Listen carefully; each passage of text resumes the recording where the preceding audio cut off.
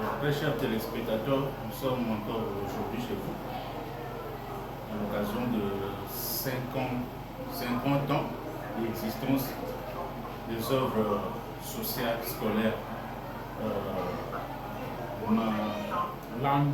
Malandi 2, parce qu'on m'a parlé de Malandi 2. Devant vous, notre invité va se présenter. Comme ça, nous allons continuer et on va les découvrir avec le temps. Il était qui et auprès de mon Seigneur. Encore une fois, bonjour monsieur. Devant vous, notre invité va se présenter. Comme ça, nous allons continuer et on va les découvrir avec le temps. Il était qui et auprès de mon Seigneur. Encore une fois, bonjour monsieur. Bonjour mon frère et merci beaucoup pour l'opportunité que vous nous donnez de nous exprimer par rapport aux œuvres scolaires Malandi. Je suis monsieur Jean-Claude. Je suis monsieur Jean-Claude Matoko et actuellement je suis conseiller principal dans les œuvres scolaires Malandi. Et je crois que pour l'instant, c'est tout ce que je peux d'abord dire. Et c'est en cette qualité-là peut-être que je vais répondre à l'une ou l'autre de vos questions. Et comment Malandi scolaire, s'il vous plaît, scolaire, oui. L'œuvre sociale scolaire a été commencée. C'est quand?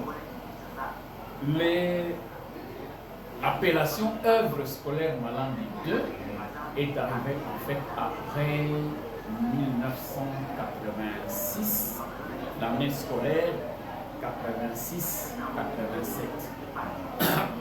Parce que je dois vous dire que les œuvres scolaires Malandi 2 sont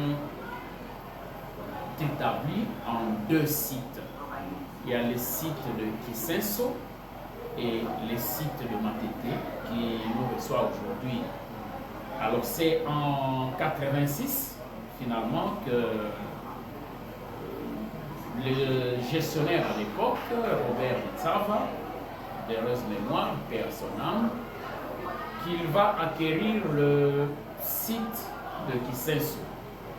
Et comme maintenant il y avait ces deux sites, Kisenso et Matete, eh bien c'est à ce moment-là qu'on va débaptiser ce qui était complexe scolaire Malandi 2, va devenir les œuvres scolaires Malandi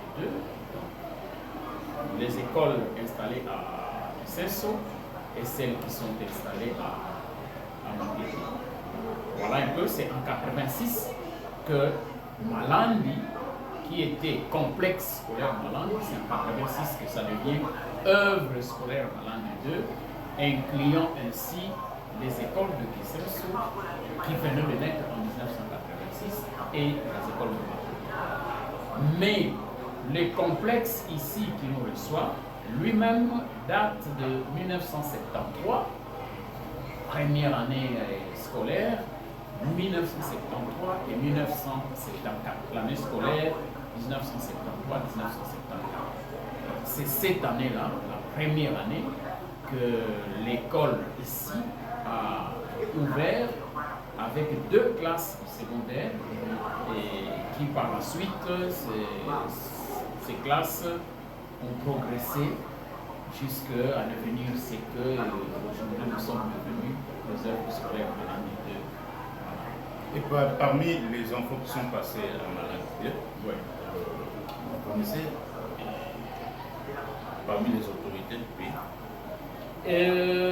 Malandi lance sur le marché de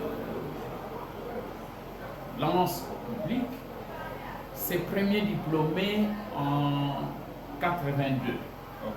Année scolaire 81-82, c'est la première année où nous avons eu nos premiers diplômés en section électricité et en section commerciale. Et vous imaginez, 42 ans plus tard, nous avons dans les lots que nous avons formés des professeurs d'université aujourd'hui qui sont sont dans les universités étrangères, qui sont dans les universités au pays. Nous avons des officiers supérieurs de l'armée, nous avons même un général qui a dirigé la province du Congo central. Bon, plusieurs personnalités dans le monde politique, le médecin, les ingénieurs, tout ce que vous pouvez, nous en avons aujourd'hui parmi nos anciens élèves. Voilà un peu, pour ne pas les citer de nom, mais ils sont nombreux, les cadres, les hauts cadres, dans tous les domaines. Dans tous les domaines. Bon, aujourd'hui, là, nous sommes en train de préparer 50 ans, cinquantenaire d'œuvres sociales scolaires à l'unité. Quelles sont vos impressions dans ce qui est comme sacrifice, souffrance pour que vous puissiez arriver à 50 ans? Je dois vous dire que ici où nous sommes, les locales qui nous accueillent, c'est le premier local qui a accueilli la première classe. Il y avait ces locales ici et celui qui est là, il n'y avait que ces deux locaux. Et finalement, on a mis un hangar de l'autre côté qui servait de bureau. C'est tout.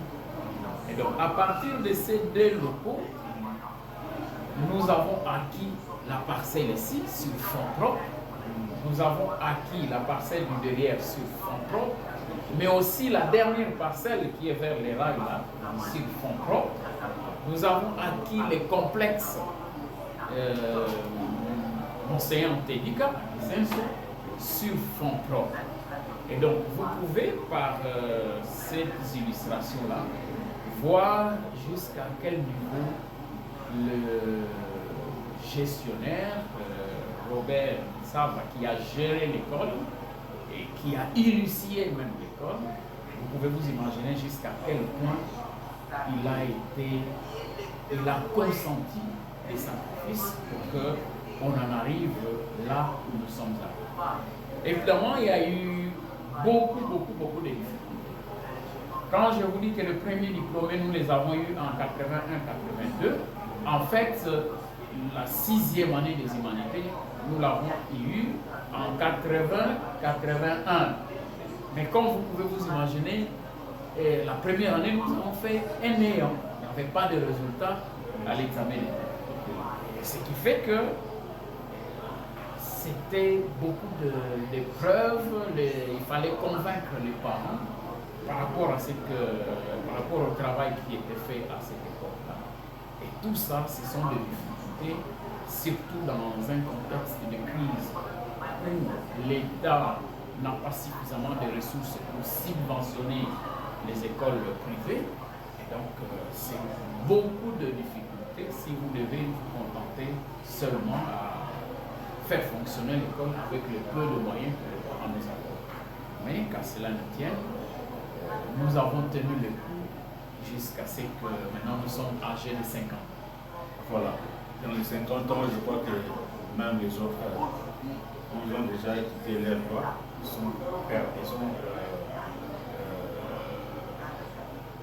Ils ont créé leur foyer. Qu'est-ce qu'on peut retenir pour Monseigneur, fondateur, initiateur de ces œuvres? Qu'est-ce qu'on peut retenir de lui? Parce que s'il était ici, il pouvait nous dire que, en tout cas, j'ai fait ceci, j'ai fait cela, vous avez resté avec lui. Oui, je suis resté à côté de Monseigneur comme proche collaborateur pendant très longtemps. Monseigneur Tedika, c'était un grand professeur d'université. Pour particularité, l'amour de la jeunesse. Et parce qu'il a aimé la jeunesse, il s'est investi dans l'implantation des écoles à tous les niveaux. Qu'il s'agisse du niveau primaire, secondaire, comme chez nous, mais aussi jusqu'à l'université, eh bien, il a initié certaines universités qui continuent à former la jeunesse jusqu'aujourd'hui. Ce que j'ai retenu de ces grands messieurs, c'est que c'était un grand éducateur, C'est un monsieur dépassionné de l'intérêt individuel. Et c'est un monsieur qui ne voyait que l'homme. Monseigneur a investi, que ce soit pour sa famille, que ce soit pour la nation. Monseigneur Ntedika, Joseph Ntedika a investi dans l'humain, dans l'homme. La formation de la jeunesse était une préoccupation pour lui. Et c'est comme ça qu'il a passé pratiquement toute sa vie. Et aujourd'hui, 50 ans, le 31 mai, je crois qu'il y aura des cérémonies à l'occasion de 50 ans de les œuvres. Mais on peut aussi parler de 15 ans de sa disparition. Oui, il y a 15 ans, et Monseigneur Ntedika est décédé le 26 mai 2009. Et donc, ça fait exactement 15 ans qu'il nous a quittés. Et nous qui avons hérité de ses œuvres, je crois que la meilleure façon de perpétuer sa mémoire, c'est de donner le meilleur de nous-mêmes pour que ses œuvres aillent de l'avant. Ok, pour que vous aurez le mot, dernier mot peut-être, mais je veux d'abord poser la question concernant la cérémonie du 31 mai. Il y a les élèves, les élèves qui sont étudiés dans cette œuvre, qui sont devenus des grandes personnalités dans ce pays. Et il y a beaucoup de gens qui sont passés ici. Et cette organisation demande pas seulement une partie de famille, une partie de gens qui sont présents. Il y a d'autres qui sont ailleurs. Quels sont les messages que vous pouvez lancer pour les autres? Absolument. C'est une fête de tout le monde. Tous ceux qui ont connu Monseigneur Ntedika d'une manière ou d'une autre. Parce que nous célébrons aussi son retour auprès du Père. Donc, tous ceux qui ont connu Monseigneur Ntedika et tous ceux qui ont soutenu ses œuvres, eh bien, ils sont les bienvenus à cette cérémonie, à cette journée-là de retrouvailles. Mais surtout, pour le cinquantenaire, les anciens, nos anciens élèves, nos anciens collaborateurs, enseignants à tous les niveaux, je crois qu'ils sont les bienvenus et un appel leur est lancé pour qu'on se retrouve ces jours-là, qu'on se raconte les histoires des œuvres scolaires Malandi II, qu'on voie ensemble avec eux comment donner encore un avenir meilleur à ces œuvres qui a vu tout le monde, soit pour les agents, certains ont gagné leur vie à travers ces œuvres, mais pour nos anciens élèves, ils ont certainement bénéficié de l'encadrement des œuvres scolaires Malandi II, et ils ont tout eu des œuvres scolaires Malandi II. Voilà une occasion qui vous est lancée, vous anciens des œuvres scolaires Malandi II, de venir à la rescousse de votre alma mater. Parce qu'aujourd'hui, ne nous voilons pas la face, les difficultés économiques généralisées à travers le pays ne nous épargnent pas. Et donc, une boîte de craie, un banc, un papier duplicateur qui viendrait de leur part, de la part de ceux qui sont passés par cette maison de formation, je crois que c'est toujours le bienvenu. Et je crois qu'ils ne les regrettent pas. Partout où ils sont, ils reconnaissent la formation solide qu'ils ont eue dans cette maison. Ils ne sont pas complexés partout où ils sont. Moi, je veux m'excuser de prendre ce témoignage-là d'un parent qui est paix à son âme, qui était magistrat à la Cour suprême à l'époque, parmi les magistrats de la Cour suprême. Un jour, il disait à un de ses amis, mais vous amenez vos élèves à la Gombe, à Limete et à Kitambo, par-ci par-là. Moi, mes enfants, ils ont tous étudié à Malandi et ils n'ont rien à regretter. Ils ont fait les grandes universités étrangères et ils se retrouvent. C'est pour dire que la qualité, vous l'avez eue, chers anciens, et vous le savez. Aidez votre maison, aidez votre école à continuer à dispenser la même formation que vous avez reçue à vos frères et à vos sœurs qui fréquentent maintenant les mêmes écoles que vous. Voilà un peu. Voilà, avant de terminer, je ne sais pas si je pouvais dire c'est l'annonce ou quoi, mais juste en lingala. Oui. Je ne sais pas vous parler aussi très bien lingala. Reposons nos quinois. Bon, voilà. Donc, les lobos, toujours c'était là 50 ans. 50 ans, moi, on a beau moi, on a